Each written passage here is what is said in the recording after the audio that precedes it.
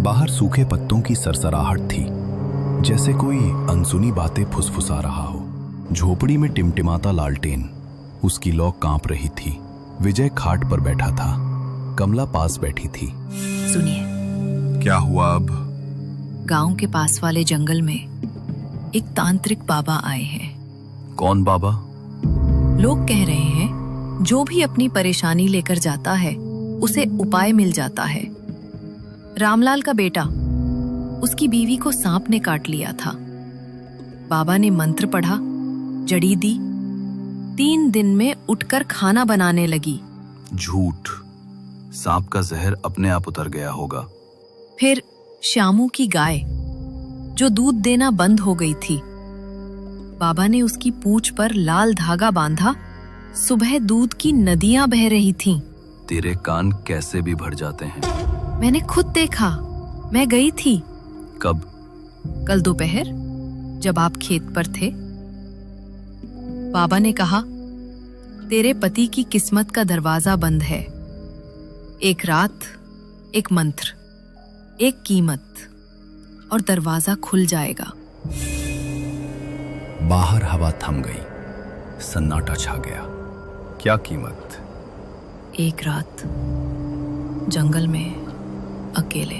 मुझे इन बाबाओं पर भरोसा नहीं, मेहनत ही असली पूजा है। ऐसा कहकर विजय वहां से उठ जाता है और घर के बाहर आता है। रात की ठंडी हवा उसके चेहरे से टकराती है। वो कुछ देर चुपचाप अपने खेतों को देखता है। सूखी मिट्टी, मुरझाई फसलें और दूर कहीं सन्नाटा पसरा हुआ। आखिर कहाँ गलती हो गई मेरी? पूरी मेहनत और शिद्दत से सब कुछ किया, फिर भी सब बिगड़ गया। क्या सच में मुझे उस बाबा के पास जाना चाहिए? नहीं, ये सब अंधविश्वास होता है। छोड़ो, देखते हैं आगे क्या होता है। अगली सुबह विजय खाट पर गहरी नींद में सोया होता है।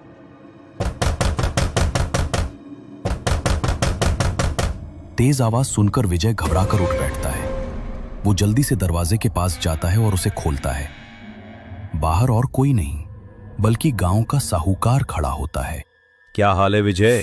1 महीना हो गया, न पैसा लौटा न खबर दी। तुम गरीब लोग कमाल करते हो। जब लेने आते हो तो गिड़गिड़ाते हो, और जब लौटाने की बारी आती है तो गायब। माफ करो साहूकार, मैं आपका पैसा लौटाऊंगा, बस थोड़ा समय और चाहिए। देखिए, ये मेरी हालत है। जितना भी कर्ज लिया था सब इसी जमीन में लगा दिया, पर फसल सूख गई। कितना समय दूं मैं तुझे? हर दिन तेरा ब्याज तेरे मूल से भी ज्यादा हो रहा है। अब मेरे पास एक ही रास्ता बचा है, तेरी जमीन अपने नाम करवा लूं। नहीं साहूकार, ऐसा मत कीजिए। बस 1 हफ्ता और दे दीजिए, मैं कुछ न कुछ जरूर कर लूंगा। भगवान की कसम, 1 हफ्ता। कमला पीछे से निकली। कांपते हाथों से उसने साहूकार को नमस्ते की। उसकी आंखों में डर और विनती थी। उसने धीरे से हाथ जोड़ लिए, कुछ नहीं बोली, बस आंखों से दया मांग ली। साहूकार ने उसकी ओर देखा। तुम्हारी बीवी की शक्ल देखकर आज छोड़ देता हूं, वरना अब तक तेरा घर भी गिरवी हो गया होता। याद रखो विजय, सिर्फ 1 हफ्ता, उसके बाद 1 घंटा भी ज्यादा नहीं दूंगा। शुक्रिया साहूकार, शुक्रिया। साहूकार के जाते ही झोपड़ी में फिर वही सन्नाटा लौट आया। कमला दरवाजे के पास खड़ी थी, उसकी आंखों में आंसू चमक रहे थे। विजय धीरे धीरे अंदर गया, खाट पर बैठ गया, सिर झुकाए। अब भी चुप रहोगे? क्या बोलूं मैं? जो होना था हो गया। नहीं, अब और चुप नहीं बैठूंगी मैं। आज रात ही चलेंगे उस बाबा के पास, चाहे तुम्हें पसंद हो या नहीं। कमला, फिर वही बात। मैंने कहा ना, मुझे इन झूठे बाबाओं पर भरोसा नहीं। भरोसा नहीं या डर है? क्या? हाँ, डर। डर कि अगर बाबा ने सच कह दिया कि तुम्हारी किस्मत तुमसे खुद रूठ चुकी है। डर कि अगर मैं सही निकली तो तुम्हारा सारा अभिमान मिट्टी में मिल जाएगा। दोनों एकदम से शांत हो गए। ठीक है, चलो।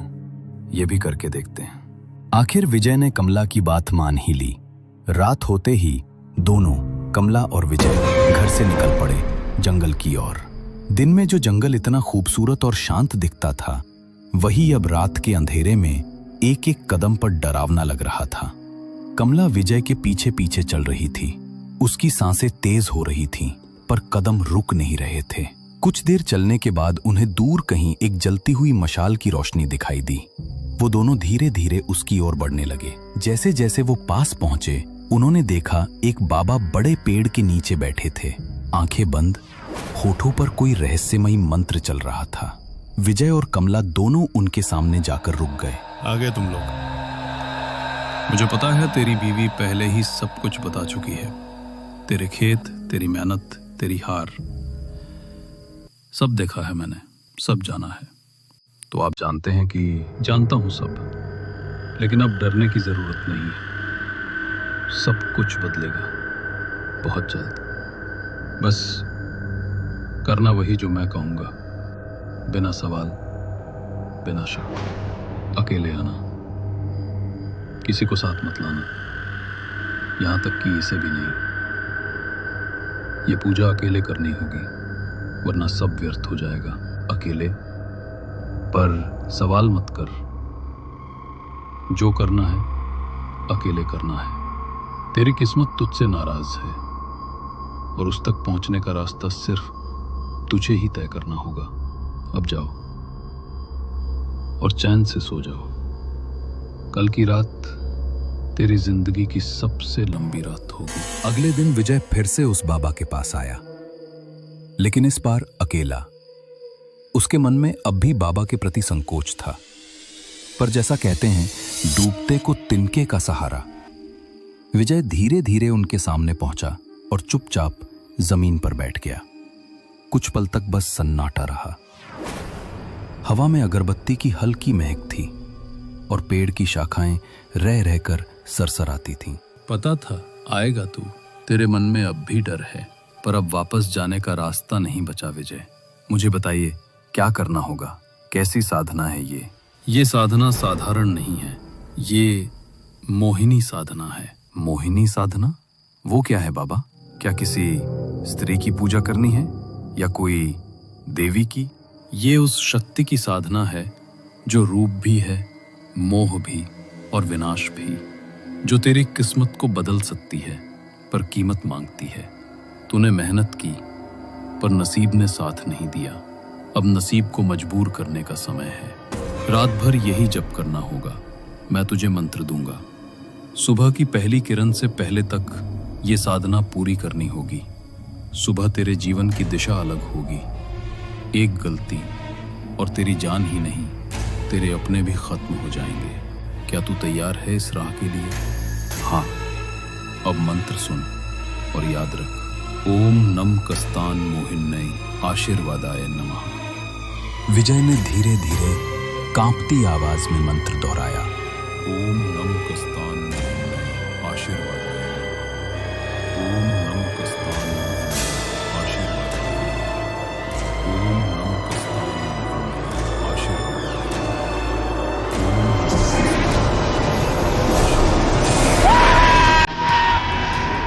ओम नम कस्तान मोहिन्नय आशीर्वादाय। विजय, तुमने मुझे बुलाया। तुम कौन हो? मैं मोहिनी हूँ। तुमने ही मुझे बुलाया था विजय, अपने मंत्रों से, अपने डर से और अपनी इच्छा से। अब बताओ, क्या चाहते हो तुम मुझसे? मैं मुश्किल में हूँ। मैं तुम्हारी मदद कर सकती हूँ विजय, पर मेरी एक शर्त है। याद रखो, तुम्हारी इस साधना से मैं प्रसन्न हूँ और तुम्हारी परिस्थितियों से तुम्हें निकाल भी दूंगी। तुम्हारा दुख, तुम्हारी तंगी सब खत्म कर दूंगी। आज से मैं तुम्हारे साथ रहूंगी, तुम्हारी हर जरूरत का ध्यान रखूंगी।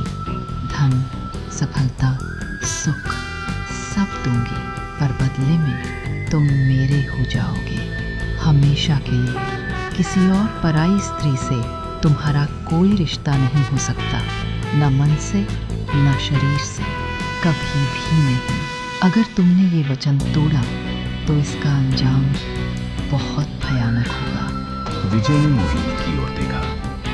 वो इतनी खूबसूरत, इतनी तेजस्वी लगी कि कुछ पल के लिए उसकी सोच ही थम सी गई। दिल में एक अजीब खिंचाव हुआ। ठीक है, मुझे मंजूर है। अगली सुबह विजय देर से उठा। घर में चारों ओर देखता रहा।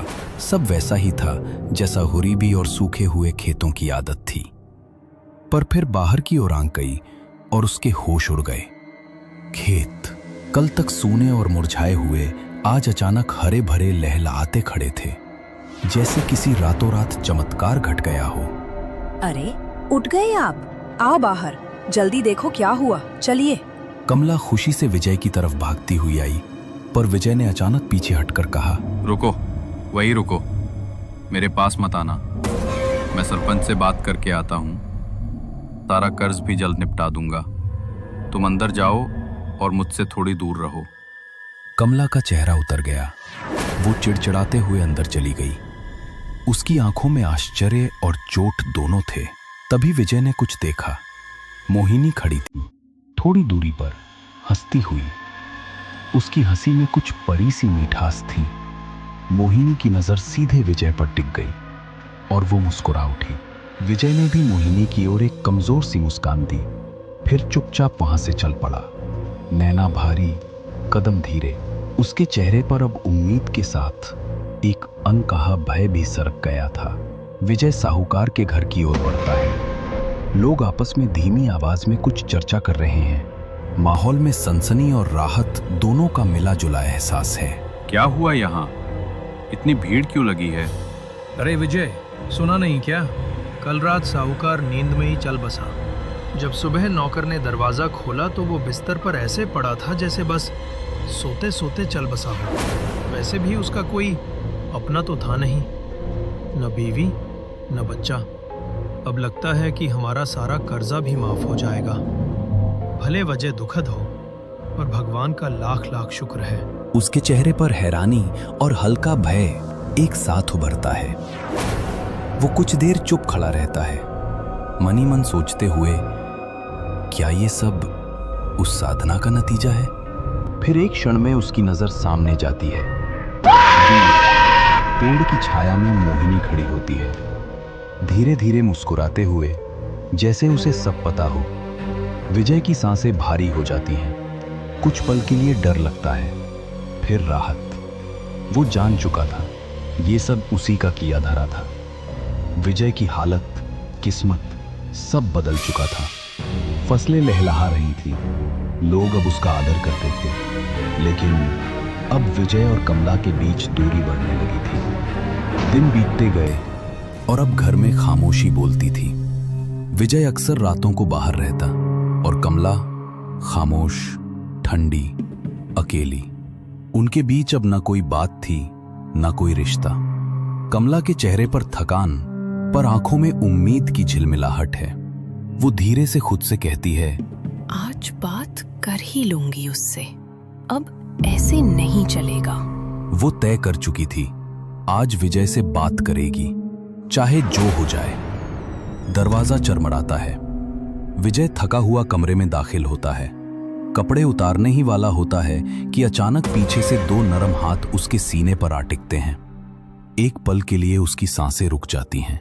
वो मुस्कुराता है, मन में सोचता है, मोहिनी। विजय उन हाथों को पकड़ता है, अपनी होठों से हल्के से चूमता है, धीरे धीरे पलटकर पीछे देखता है और उस पल उसका चेहरा जम जाता है। वो मोहिनी नहीं, कमला थी। क्या तुम पागल हो गई हो? कितनी बार कहा है मुझसे दूर रहो। कमला सन्न रह जाती है। उसकी आंखों में चोट और सवाल दोनों हैं। वो कुछ कहना चाहती है, मगर शब्द गले में अटक जाते हैं। मोहिनी सब देख रही होती है। उसकी आंखों में चमकती है एक ठंडी जलती हुई आग, होठों पर हल्की सी मुस्कान, धीमी पर खतरनाक। मैंने कहा था ना, किसी पराई स्त्री से रिश्ता नहीं, कभी नहीं। मोहिनी एक झटके में कमला के पीछे आ गई। उसने अपने हाथों के नुकीले नाखूनों से एक ही पल में कमला का गला काट दिया। विजय ये सब देखकर जोर से चीखता है, ये तुमने क्या किया? मेरी बीवी को मार दिया?